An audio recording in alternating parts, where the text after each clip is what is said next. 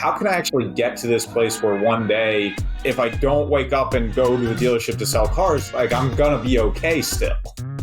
All right, gang, I'm sitting down with my pal, Rob Bacharach. He is the president and founder of Automotive Wealth. We're going to be talking about wealth creation in the auto industry. Stay tuned.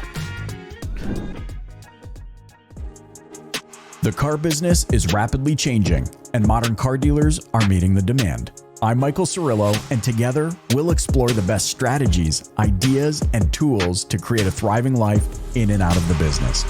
This is the Dealer Playbook. All right, Rob, thank you so much for joining me here on the Dealer Playbook podcast. We're going to talk about something I'm really excited about, which is money. Yes, sir. Thanks so much for joining me on the show. Yes, sir. Thank you, Michael. Thank you for having me. I'm a big fan and very excited to be here. Okay, I got to know. I mean, there's so many ways that people back into the automotive industry. Yeah. How did you get into it? Yeah, so I'll try and make the story short and sweet for your listeners here. But long story short, one thing or another led me to selling cars in a car dealership, like a lot of us, how we all got our start in the automotive industry, regardless of where we end up. I loved my time selling cars. I quickly moved up into finance and did F&I for a while.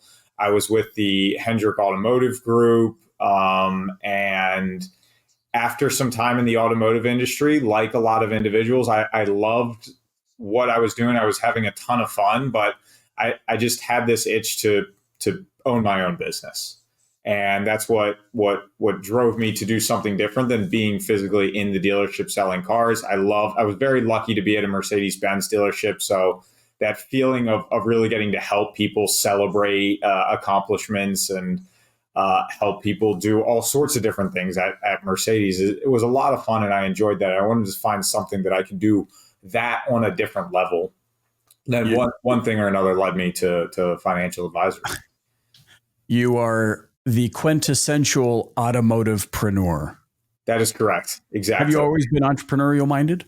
In a sense, yeah. Ever since I was a little kid, I kind of always had my own little side gigs, selling random things here or there. Sure. Fresh out of college, I had ran some coaching and training programs and things like that. And so, yeah, it's something that I've always loved to do. At what point do you say, hey, wait a minute, I'm going to be a certified financial planner professional for automotive professionals? Yeah. After I started to have so many clients that were former colleagues or friends or family of mine that were still in the automotive industry, mostly in the dealerships, it started to get to a point where I was working with so many of those individuals that I said, hey, you know what? I'm just going to build a separate company and brand that is built specifically for these people, because these people have their own unique set of needs. Right. That to me was worth building their own systems and processes and services for them. And I love working with those people. I still love stopping by the dealerships and hanging out and hearing how the deals are going and what's going on at the end of the month and what the trends are and all that stuff. So that's what led me to that. I know that the car sales pros listening in are saying, okay, Cirillo, cut to the chase. Talk to me about how to make smarter financial decisions. Yeah. When you meet with automotive professionals, first and foremost, is it just sales professionals that you focus on, or is it managers? Is it kind of the breadth of the dealership ecosystem? It really is the breadth of the dealership ecosystem. Not that we don't serve folks in the back of the house in the service lanes and the techs and such, but it is mostly the front of the house variable ops. Right. But we do serve on the employer, the dealer side. We do help them with financial education for their employees and help reworking 401k plans and things like that. And then on the personal side, we really serve the person that is making their first good chunk of change, young, new to car sales, all the way up to GMs that have been doing it for a long time. Love it. What's if you could give me a quick hit when you start working with someone, what are some of the common challenges they have? Maybe one or two common challenges that you recognize across the board. Yeah. And what you recommend they do about it. Yeah. I would say two of the most common challenges that we're running into specifically right now for folks in the automotive industry in sales are, one, taxes, obviously, right? Where, most folks are employees making a really high income. Some maybe married, some maybe not, right? I mean, we got a lot of folks in the automotive industry that they're in a single filing tax bracket making a significant amount of money. And so that's a pretty big challenge that we help folks with daily. And then the other one right now that we're running into is the what's next for me question. The what do I do with this extra cash question. I've had an incredible couple of years here. I've taken care of a lot of discretionary expenses that maybe I needed or maybe I didn't. Plus, I'm also doing some extra savings here and there. But I still have funds that I'm just really not sure what to do with. It's okay. I'm getting a decent interest rate on my cash right now, but I know that's not where it should be long term. And so Sure. Those are two of the biggest questions that we're helping folks out with right now. Recommendations on the tax planning side, we really start from the ground up. I mean, we start with just all the way to the little things of how you're taking advantage of employer benefits, all the way through to what's your current investment setup and is it tax friendly and is it being managed properly, looking out for taxes and capital gains and things like that. And then as far as the what do we do next question, I've built out a process to take folks from, Michael, I'll tell you what's interesting is I found that regardless of whether it's the folk that are just starting out making good money or the folks that have been in it a long time and they're a GM and they're making some really serious income, the complexity shifts a little bit, but the topics mostly stay the same, right? So what we first do when we start working with someone is we just start from the ground up, right? Do you have all of your bases covered first and foremost? Do you have the proper insurances place?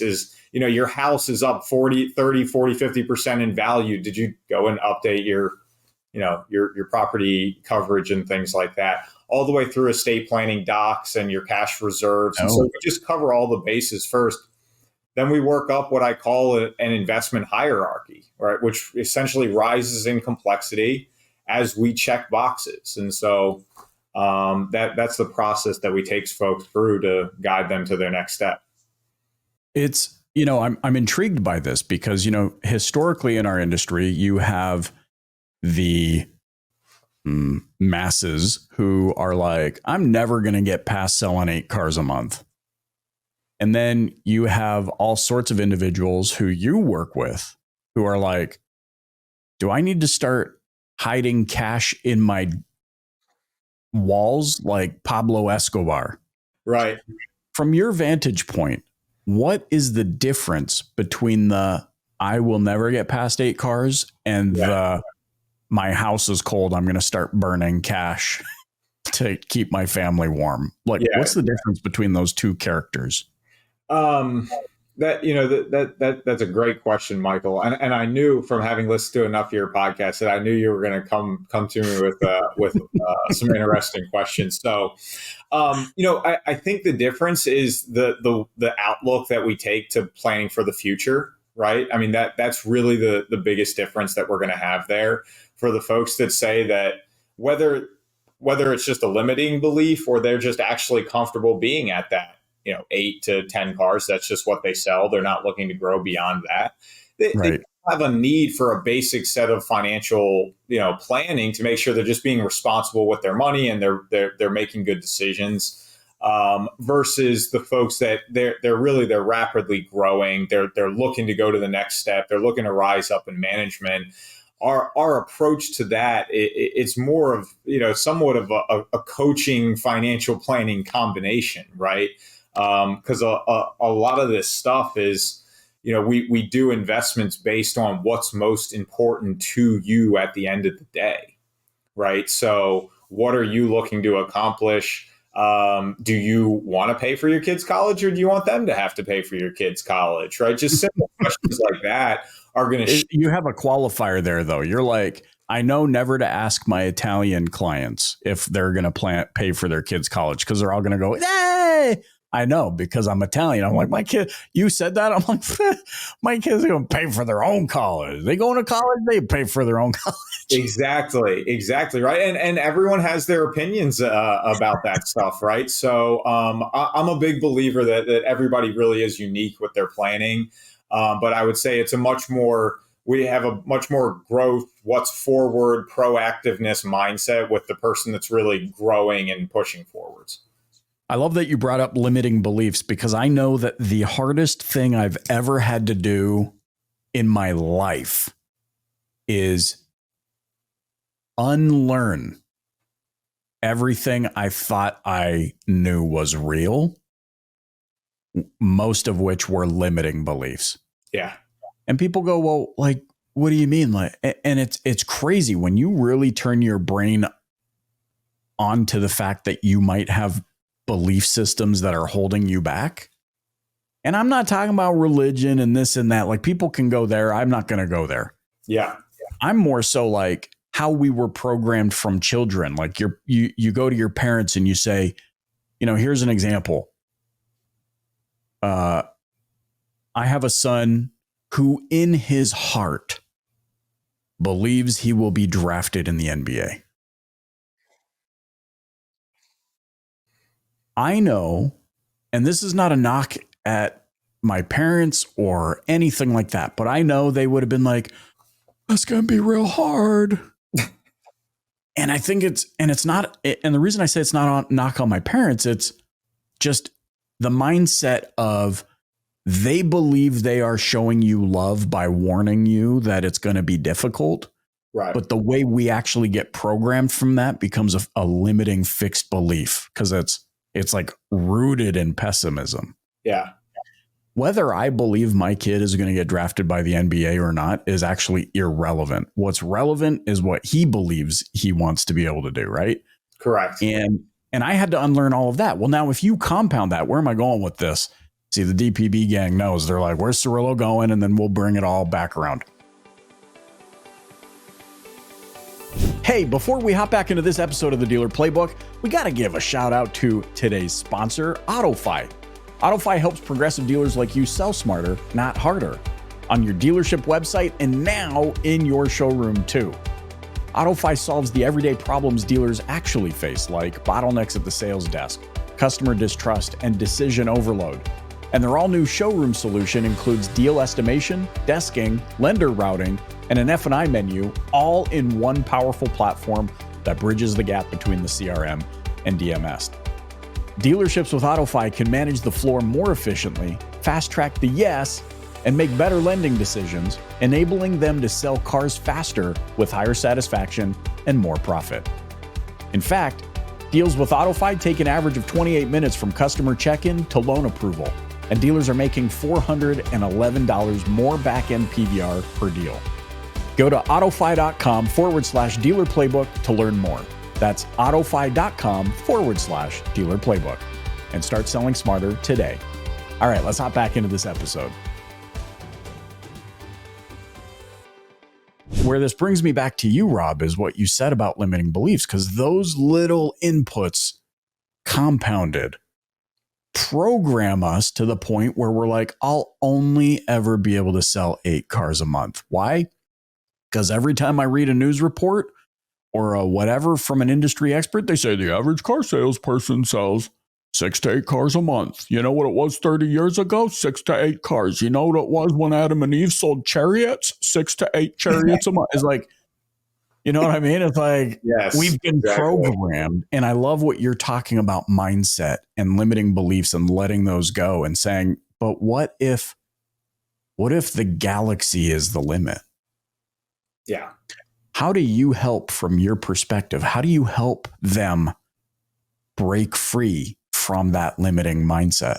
Yeah, the first thing that we do when we start working with folks is that we'll have a specific session where we're going to just talk a lot about the client's relationship with money, right? What's your outlook? What's important to you about it? How do you feel about it? And when we start having this conversation, we start to get information about the background of the client, where they're from, how they were raised. The your folks that say, "Hey, I didn't have anything growing up," is a different conversation and relationship than the folks that that had quite a bit growing up, right? And we have both of those clients. So once we start to understand kind of their relationship with money, then we can really start to get into, well, let's tweak some of these outlooks, right? Well, what if this was different, or what if that wasn't the case?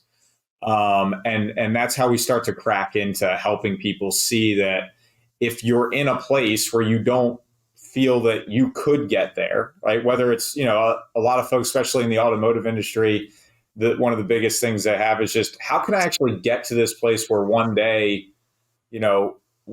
if I don't wake up and go to the dealership to sell cars, like, I'm gonna be okay still, Right. Yeah. like, is this actually possible? And I'll tell you, Michael, we have these conversations with the folks on both ends of the spectrum. I mean, we really do, right? Because it's kind of what the automotive industry does us. We get ingrained in it, right? It starts to get hard to see what it's like without it. And so, that's where, that's where we start to try to figure out how to help folks with that. I think it's interesting. I want to kind of inquire of you this, because I do think it's all relative too, and I could be wrong here. For example, when I got married, my wife was she was my sugar mama. She got so much more money than me. She's a hairdresser. She was established. She had a clientele. Yeah. I think I earned $16,000 the year we got married. Point being, when I got to a place where I was making $3,500 a month, game changer for us. When I got to $8,000 a month, game changer for us. When I got to $15,000 a month, game changer. $20,000, game changer. But everything kind of rose proportionately. Yeah. My question being, what should Michael have done when he was used to making $1,500 a month and was now making $3,500? Yeah. What should he have done there that would have been proportionate to the revenue growth along the way? Yeah, well, I think there's an interesting dynamic here, because a lot of us, like me, and probably like yourself, we get into selling cars at such a young age that while in a perfect world, all of our parents and all the financial advisors out there will tell you, don't change your lifestyle of living, as you make more money. And, the reality is I think part of the fun of selling cars is all of a sudden being able to kind of treat yourself to a different lifestyle. Sure. Right. And that's not a bad thing to be able to enjoy, like, to level up. Right. I think that if you don't let yourself enjoy it in the beginning, then it kind of can get difficult to not do it when the numbers are a lot bigger later. Right. So what should Michael have done? I think Michael should have enjoyed life some. Right. You get the new TV, you get the new clothes, you get the new shoes, you get the new watch. And then that allows you to be like, all right, I got this stuff. Now I see it's not as important to me maybe as what I thought. And so now what's next? Right. And then once we get to that level, then what I like to say is, it's like, let's just raise our lifestyle of living once for every 2 times that we kind of move up the dealership ranks, if you will. That's kind of my outlook on it. Pacing. Yeah, exactly. Don't just go one for one, and definitely try not to let the lifestyle get ahead, because we know how cyclical the automotive industry is, and that's when you can get in trouble, right? So I think you have to enjoy it in the beginning, but then start to understand that, okay, now if I can really pump some money away when I'm young, there's a massive compounding effect here that's going to create a different outlook on life for me at a much younger age than a lot of folks, right? When you start to see how those investments can compound. I'm going to kind of put you on the spot. Financial advice is as plentiful as beach body fitness trainers. Yeah. And everybody has a different opinion. And everybody has a different magic bullet. Yeah. A, how do I know who to listen to? And B, what is the most foolish thing you think you've ever heard someone offer as advice that you're just like, please don't do that? Sure. Yeah. So, Michael, you hit the nail on the head, right? This is the biggest challenge that I think not just automotive, sales folks, but we have our own unique challenges within this, but everyone has. We have information overload today, right? Twitter, CNBC, Facebook, your mom, your brother, your uncle, your sister, your friends on the sales floor, your managers in the tower, right? I mean, it's just a barrage, and not only who do I need to listen to, but which one is actually best for me? Even if, let's say, they were all good information, which one's actually best for me to put into action, right? I mean, it's a really hard thing to find. And this is why I encourage folks, especially folks that do work in the automotive industry, that have extremely limited time to go figure out these answers on their own, to go find someone that you really do trust that can give you unbiased advice, right? Somebody that can give you advice without selling you a product at the same time, right? I think that's a good general place to start as far as where to go. And the other thing with the advice that I recommend is everything that you see on social media, on CNBC, reading in the news, whatever it is, take it all with a grain of salt. Right. And that understand that what is good or recommended for one person may not be what is best for you. It doesn't make it a bad investment idea. It just means that it might not be what is actually best for you. Right. Because one good investment for one person could be a horrible tax mistake for another. Right. Right. What is the worst I've ever heard? I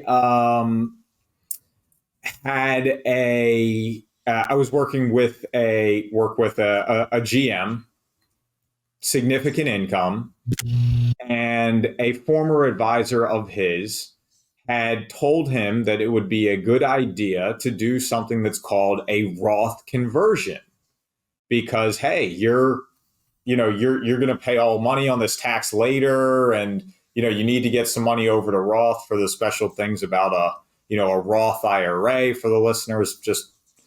And so there's this thing that can be done that's called a Roth conversion. That's an excellent tool to do. But this individual, he would have paid almost over 50% all in taxes to do that at this point in time. And the guy's not old. He's not in a rush to have to do this. He's going to have till age 75 before he has to worry about this. So, that's something that more than likely could be done at a future date at like half the tax impact sort of thing. And so without getting too off the rails, because I've heard a lot of crazy ideas out there, but that's the kind of thing that's a great example. It's kind of hot topics, hot words in the news, Roth IRAs, Roth conversions, these special tricks you can do. But if they're implemented poorly, they can be an absolute nightmare. So at least that was the first thing that came to mind. Borrowing, whatever crypto, random coin you can think of or whatever, like borrowing things like that. Cryptocurrencies, I think they're a thing. They're not going anywhere. That there's a piece of portfolio, but anyways, so yeah. No, I love it because it like you said, it's very contextual. Everybody's going to be in a different situation. Yeah. Last question I have for you is, have a CPA or don't have a CPA? It's funny you asked that. Honestly, I have like this list of things that I think I put on a post one time or something that was like 5 easiest things to do to save money on taxes when you're making, you're a high income earner in the dealership. And number 5 was go pay a CPA, right? You want to save money on taxes, go pay a CPA.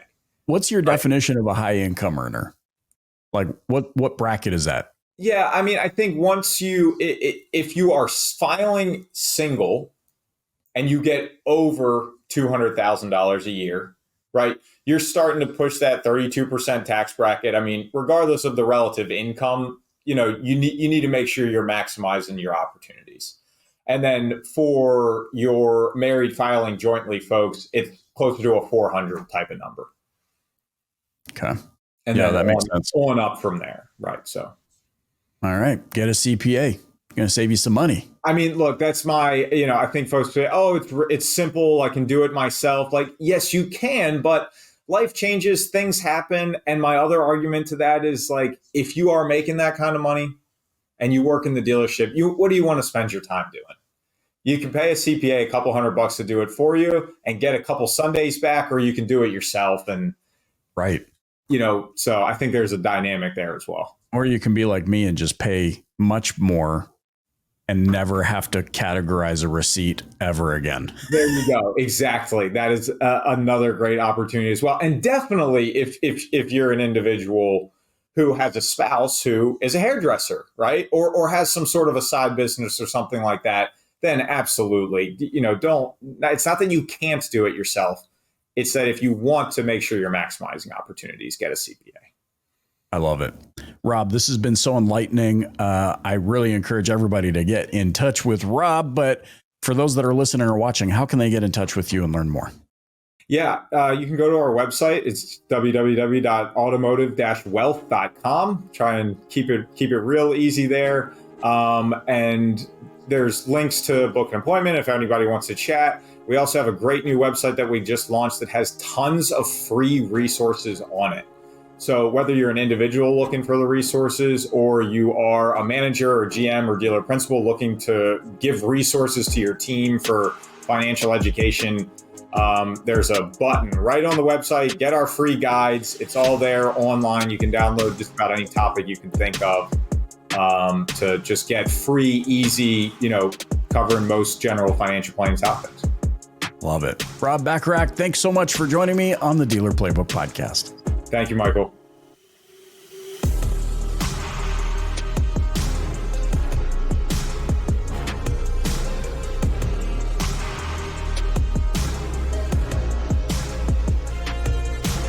I'm Michael Cirillo, and you've been listening to the Dealer Playbook Podcast. If you haven't yet, please click the subscribe button wherever you're listening right now. Leave a rating or review and share it with a colleague. Thanks for listening.